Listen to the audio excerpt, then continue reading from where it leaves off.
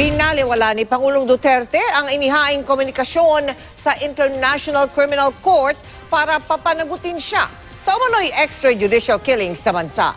Sabi rin ng Pangulo, hindi ang panalo ng Pilipinas sa arbitration case laban sa China, kundi ang Code of Conduct sa South China Sea ang nais niyang matalakay sa ASEAN Summit. Nakatutok live si Cedric Castillo. Cedric.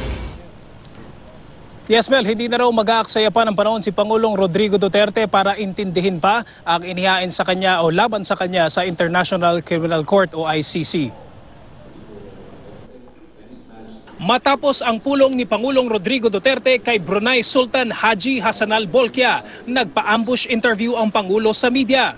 Natanong ang inihain laban sa kanya sa International Criminal Court ni Attorney Jude Sabio, abogado ng witness na si Edgar Matubato. Binigyan nila, why would I waste my time? If I go to prison, then so be it. I haven't talked to any lawyer. But you know, the fundamental thing in our revised penal code, it is territoriality. That you can only be prosecuted in the country where you committed the crime. Binatikos muli ni Duterte ang iba't ibang media organization tulad ng New York Times na sinabi sa editorial nito kamakailan na dapat kondinahin ng buong mundo si Duterte dahil sa di umano'y extrajudicial killing sa bansa. New York Times, it's about time that their publication also must stop. I am not a worker for human rights.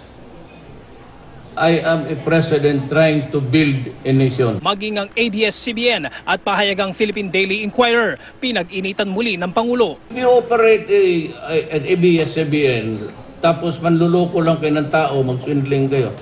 I have to stop you. Bago ang press conference, opisyal na tinanggap ni Pangulong Duterte sa kanyang state visit sa Pilipinas ang leader ng Brunei, 2 araw bago ang ASEAN Summit sa darating na Sabado kung saan miyembro rin ang Brunei at host country naman ang Pilipinas. Ilan sa mga kasapi sa ASEAN ay kasali sa agawan sa teritoryo sa South China Sea.